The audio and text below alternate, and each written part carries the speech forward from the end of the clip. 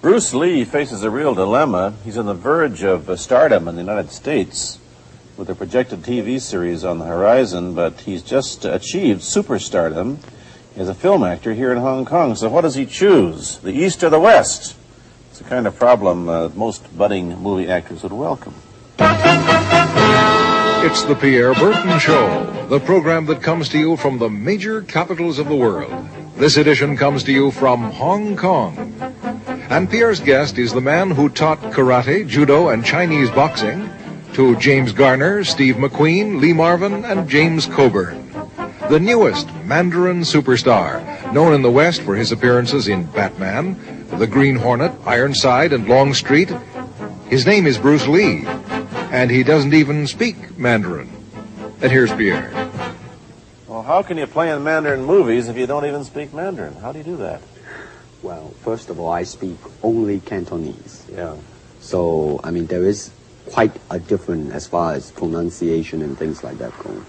So somebody else's voice is used, right? Definitely. You just make the words. Doesn't that sound strange when you go to the movies, especially in Hong Kong, in your own town, and you see yourself with somebody else's voice?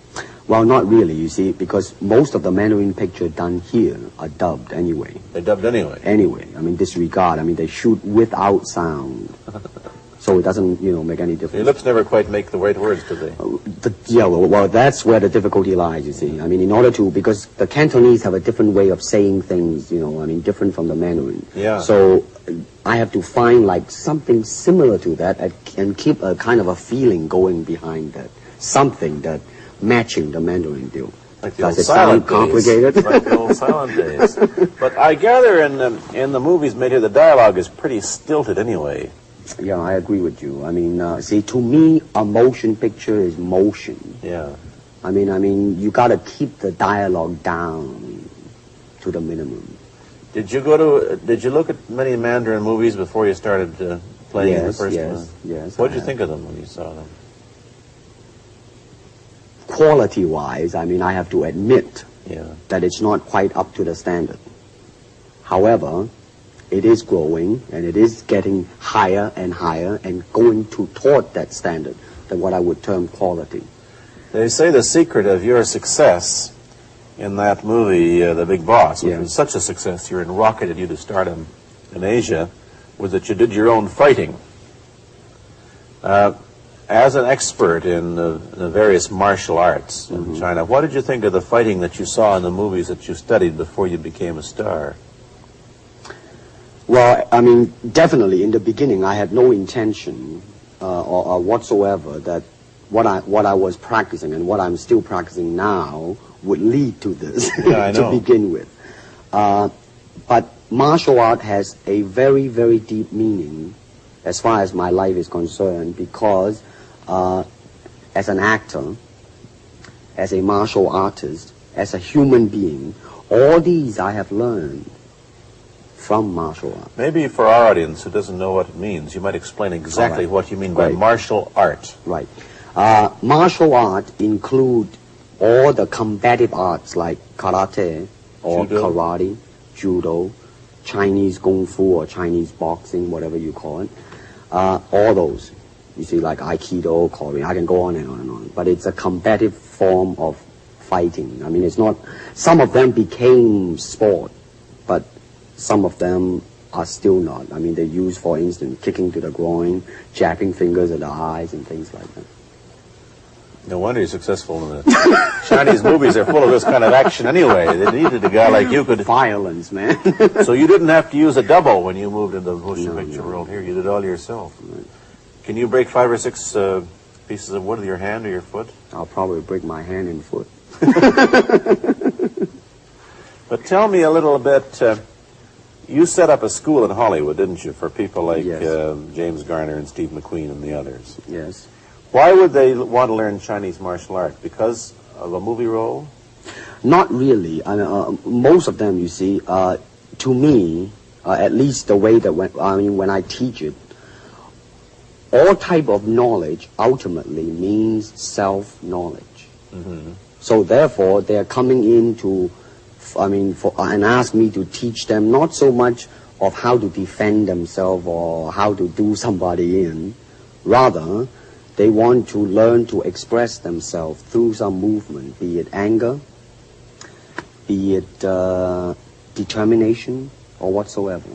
So in other words, what I'm saying, therefore, is that he is paying me to show him in combative form the art of expressing the human body. Which is acting, in a sense, isn't it?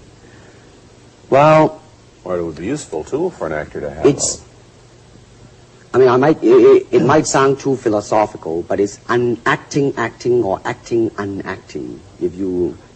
You've lost me. I have, right? So what I'm saying, actually, you see, I mean, it's a combination of both.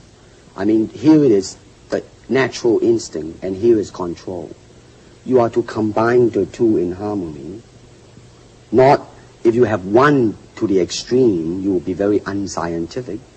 If you have another to the extreme, you become all of a sudden a mechanical man, no longer a human being. So it is a successful combination of both. So therefore, it is not only, so therefore it's not pure naturalness or unnaturalness. The ideal is unnatural naturalness or natural unnaturalness. Yin yang, eh? Right, man, that's it. One of your students, James Coburn, played in a movie called Iron Man Flint, in which he used karate. Is that what he learned from you? He learned it after. Oh, yeah. After he played in Iron Man. Right, right. You see, actually, I do not teach, karate because I do not believe in styles anymore. I mean, I do not believe that there is such thing as like Chinese way of fighting or the Japanese way of fighting or whatever way of fighting, because unless human beings have 3 arms and 4 legs, we will have a different form of fighting. But basically, we have only 2 hands and 2 feet.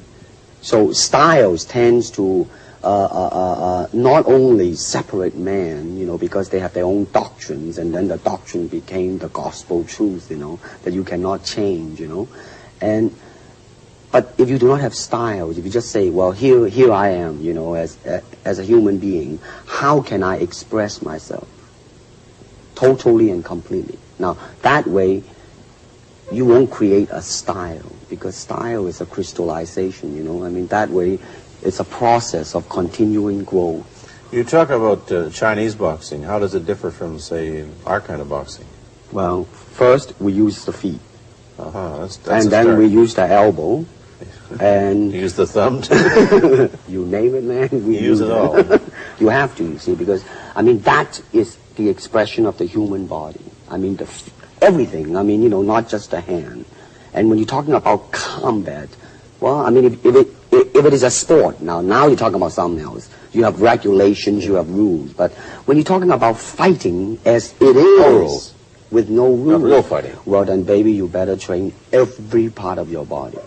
And when you do punch, now I'm leaning forward a little bit, hoping not to hurt any camera angle. You got to put the whole hip into it and snap it and get all your energy in there and make this into a weapon. I didn't want to tangle you in any dark. That right